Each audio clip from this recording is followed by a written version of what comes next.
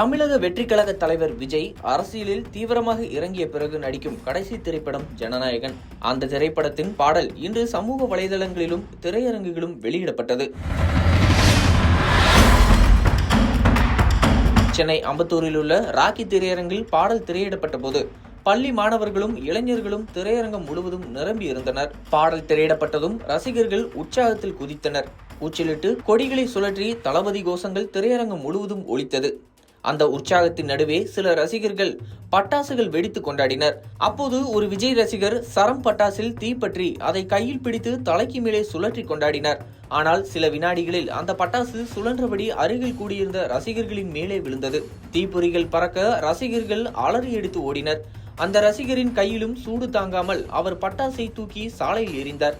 அந்த பட்டாசு சாலையில் அருகே சென்று கொண்டிருந்த அதிமுக கொடியின் வந்த காரின் மீது விழ அதிர்ச்சியடைந்த ஓட்டுநர் காரில் இருந்து இறங்கி யார் பட்டாசை எரிந்தது என தேடினார். அதற்குள் அந்த ஜென்சி விஜய் ரசிகர் தப்பித்து ஓடிவிட்டார். இந்த சம்பவம் சில நிமிடங்களுக்கு அங்கு பரபரப்பை ஏற்படுத்தியது.